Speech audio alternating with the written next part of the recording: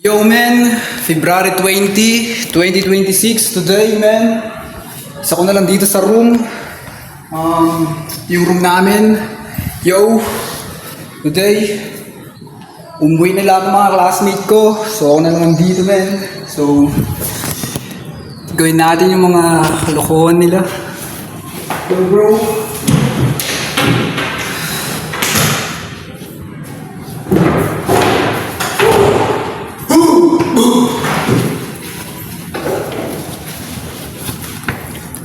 Puro mga kupal yung mga tropa.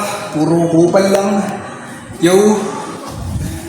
So, dahil mga kupal sila, isusulat ko dito, mga kupal kayo, classmate. Yo. Mga kupal kayo, classmate. Classmate.